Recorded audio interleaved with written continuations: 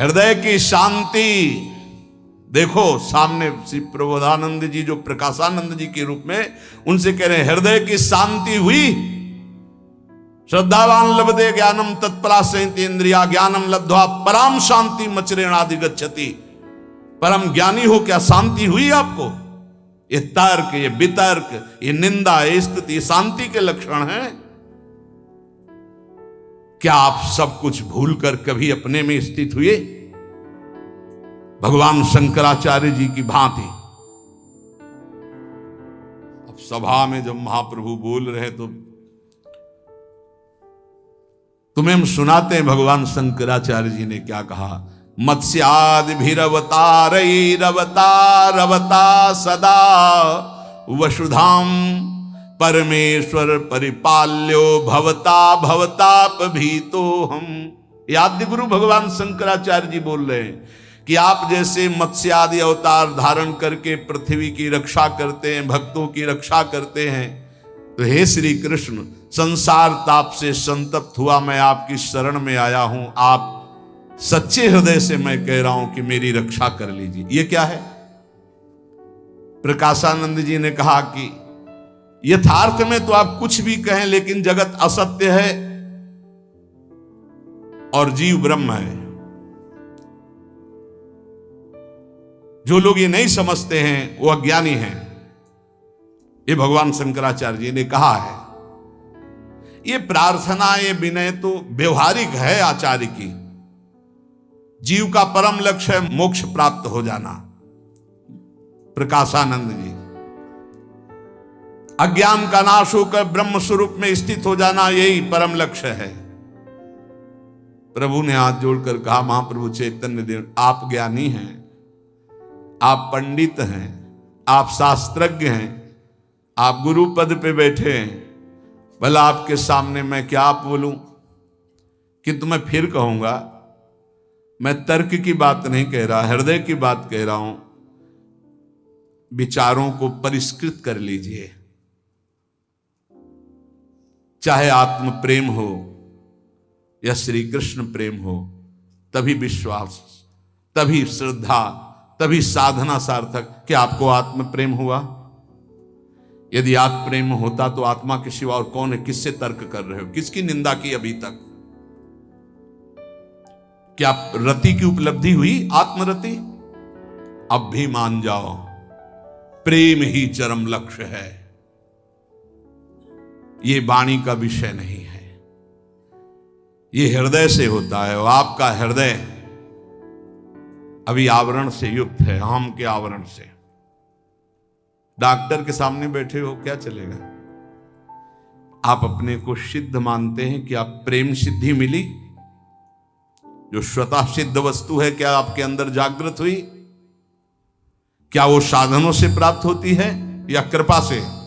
और यदि कृपा से, तो फिर ये तर्क वितर्क मस्तिष्क प्रधान ये क्यों? केवल भगवान शंकराचार्य जी ने बुद्धि को पवित्र और सूक्ष्म करने के लिए भाष्य की रचना की है। हृदय तो उनका किस प्रेम में स्थित है आपने देखा है? श्री प्रकाशानंद जी से चैतन्य महाप्रभु कहते हैं, आपको हम बता रहे हैं भगवान शंकराचार्य जी क्या कह रहे हैं।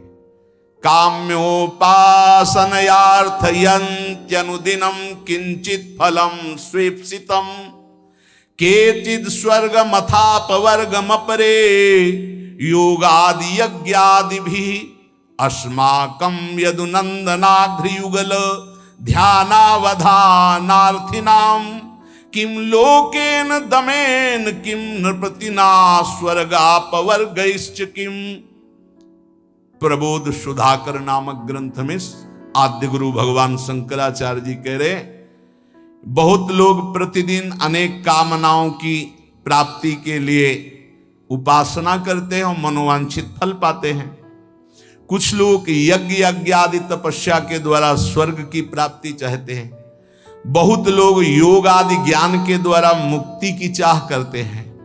किंतु हमें तो नंदनंदन श्री कृष्ण के पादारविंद के ध्यान में तत्परता पूर्वक संलग्न रहने से जो प्रेम सुख मिलता वो किसी में नहीं है। हमें उत्तम लोकों से क्या, हमें नृपति से क्या, हमें इंद्र पद से क्या, हमें मोक्ष पद से क्या। हम तो सांवले अरुण तलवे में, सांवले सरकार के अरुण तलवे में अपने चित्त को लगाकर परमानंद में मगन हैं। अब आप इसको क्या कहेंगे जो भगवान शंकराचार्य जी कह रहे हैं। और चैतन्य महाप्रभु जब ये श्लोक कह रहे थे तो आंखों से अश्रु बह रहे थे और रुक रुक के कह रहे थे। ये दृश्य और ये श्लोक सुनकर पसीना पसीना हो गए प्रकाशानंद जी। और महाप्रभु तो हा कृष्ण भावावेश एकदम आ गया। उनके निज जन थे, कोई सभा में अब हिम्मत नहीं कि एक शब्द बोल सके। प्रकाशानंद जी पसीना पसीना हो रहे, आश्चर्यचकित हो रहे। अब उठे और जो उनको पंखा डुलाया जा रहा था उससे पंखा लिया और महाप्रभु के स्वयं से ये सब सन्यासी देखकर आश्चर्यचकित हुए कि जो परास्त्र करने के लिए तर्क कर रहे थे वही सेवा में। सभी सन्यासी प्रकाशानंद जी की ये दशा देख करके आश्चर्यचकित हो गए। इतना कट्टर सन्यासी, वेदांती और सेवक थे, कह देते हवा करो, लेकिन पंखा ले लिया और स्वयं महाप्रभु चैतन्य देव के जे ही वो हवा कर रहे थे तो जो महाराष्ट्री ब्राह्मण महाप्रभु से नाचने लगे, हरि हरि हरि श्री हरि। बड़ी कृपा हो गई, हो कृपा हो गई, क्योंकि निंदा करते थे, आज पंखा कर रहे हैं। प्रकाशानंद जी के अंदर मन में आता, अरे चरण पकड़ ले, चरण पकड़ ले। साक्षात प्रेमावतार श्री कृष्ण ही सन्यासी रूप में है, तू इनके चरण पकड़ ले, क्षमा मांग ले। इनको निंदा की है, इनको कटुवचन बोला है, किंतु अब भी प्रतिष्ठा का थोड़ा काफी तो हट गया, क्योंकि स्वयं पंखा कर रहे, पर चरण पकड़ने की हिम्मत नहीं हुई। हृदय से बार बार चरणों की तरफ देखते मन आता कि दौड़ के लौट जाऊं, पर फिर शिष्य है ना, बहुत ही प्रतिष्ठा बहुत ही खतरनाक होती है। तो बड़ी कृपा है बड़े महापुरुष की कि इतना बड़ा किला प्रतिष्ठा का टूट गया नहीं, बहुत बड़ा आवरण है। लोक लज्जावश समाज के बस चरण तो नहीं पकड़ पाए, पर हृदय टूट गया। महाप्रभु कृष्ण कृष्ण कृष्ण, फिर बाह्य शुद्ध हुई और हाथ जोड़ा और एकदम खड़े हो गए और वहां से चल पड़े। प्रकाशानंद जी थोड़ी देर बाहर तक छोड़ने गए और चरण चिन्हों को देखते रहे। और जब सब सन्यासी इधर उधर हुई तो चरण रज लेके कि अब इससे तो वंचित ना हो, चरण रज जेव ही लगाई, बांध टूट गया। अंदर गए और कमरा बंद कर लिया मठ का और रोने लगे कि हे श्री कृष्ण, हम पर कब कृपा होगी, ये कब हमारा ज्ञानाभिमान प्रतिष्ठा, कब हमारी ये नष्ट होगी। प्रभु मुझे निकालो इस प्रतिष्ठा और ज्ञानाभिमान से। गौरांग महादेव दो हैं, गौरांग महाप्रभु और महादेव स्वरूप प्रकाश। मानो हरिहर का आज स्वरूप प्रकाशित हो गया। जैसे भगवान शिव श्री कृष्ण के चिंतन में मगन रहते हैं, ऐसे श्री हरि भगवान शिव की आराधना करते हैं। तो दैन्य भाव से मानो महाप्रभु श्री कृष्ण रूप में गए, तो महादेव स्वरूप में अब इस समय प्रकाशानंद जी श्री कृष्ण विरह में तड़पने लगे अंदर। गौरांग और महादेव दोनों स्वरूप है।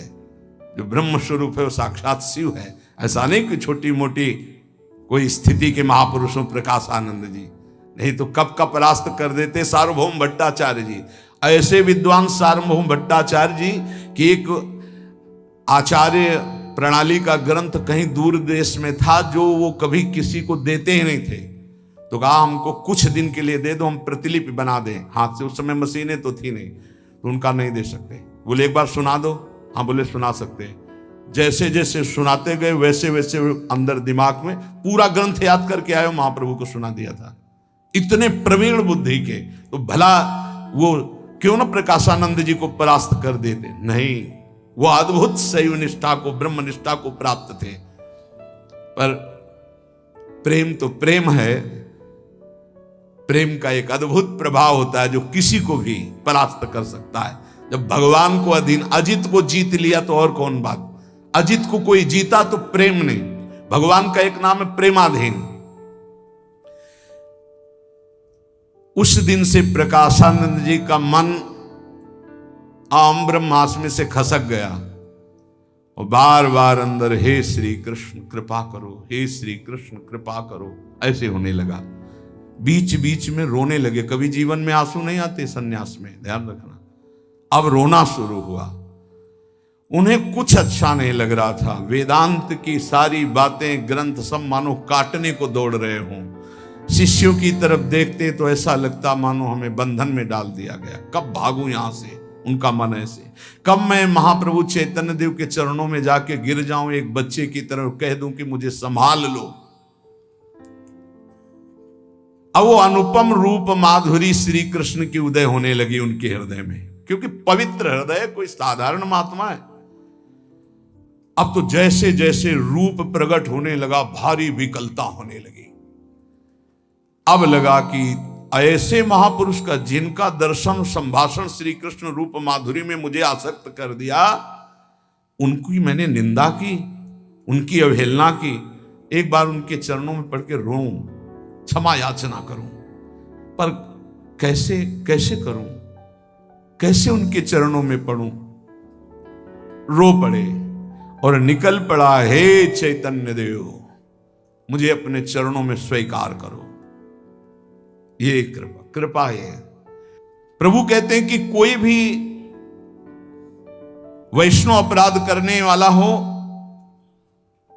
चाहे वो महादेव जी के समान वैभव क्यों न रखता हो, मैं कहता हूं कि वो तत्काल मेरी दृष्टि से त्याज्य होगा और उसका समस्त भजन फल क्षीण हो जाएगा। चैतन्य महाप्रभु श्रीवास ने कहा, प्रभु अपराध का विमोचन का उपाय भी तो होना चाहिए।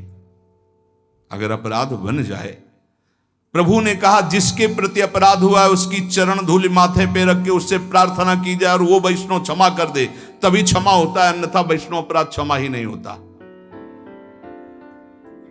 ये बात बड़ी भयावह है और इसे ध्रुवदास जी ने भी सिद्धांत विचार लीला में 42 लीला में कहा है कि भक्तन के अपराध सो डरपत रहो। ये अपराध ऐसो है कि वज्र की लीक है, इसके मिटाने का कोई उपाय नहीं। वही वैष्णव क्षमा कर दे तो क्षमा कर दे। समर्थ होते हुए भी हरिराम व्यास जी असमर्थ हो गए, केवल जरा सा वैष्णव अपराध। समर्थ होते हुए भी रूप गोस्वामी जी की लीलांतर ध्यान हो गई। एक वैष्णव को व्यर्थ में कल्पना से उसे दुख हो गया, वहां कोई दुख की देने की संभावना नहीं। वो लीला में हंस रहे हैं और वो लंगड़े थे तो उन्होंने समझा मुझे देख के हंस रहे हैं, बस इसी बात से लीला का अंतर ध्यान हो जाना। तो आप महाप्रभु चैतन्य देव की जो महिमा, जो उनके भक्तों के, उनके पार्षदों के आप चरित्र सुने, उसका चिंतन करें। और आखिरी बात महाप्रभु की कि चाहे जितना कोई नाम जापक हो, यदि वैष्णव अपराध करेगा तो चाहे महादेव जी के समान ज्ञान और वैभव हो, वो नष्ट हो जाएगा। इसलिए श्रीपाद ने भी यहाँ वर्णन किया बार बार कि धाम में रहते हुए धामी जनों का कोई अपराध न बने, कोई नाम जापक का अपराध न बने। तो जैसे भी हो, जितना भी नाम जप करते हो, प्रभु हमारे बड़े कृपालु, आपकी आध्यात्मिक उन्नति होगी, आप सुखपूर्वक जीवन व्यतीत करेंगे, आप सुखपूर्वक भगवत धाम की यात्रा करेंगे। इसलिए नाम जपते हुए, सबके चरणों में प्रणाम करते हुए सावधानी पूर्वक जीवन व्यतीत करें। जो संतों के उपदेश हैं वो केवल तुम्हारे मंगल के लिए हैं। जो संतों का प्यार दुलार है केवल हरि की कृपा से मिलता है। तुम्हारे में कोई सद्गुण नहीं कि तुम्हें कोई प्यार कर रहा है, ये हरि की कृपा है। ऐसा सोचकर रो कि हमें संत प्यार करते, हमें गुरुजन प्यार करते। कौन यहां सब स्वार्थ से आसक्त कोई प्यार किसी को करता है? वासना का खेल कोई प्यार है?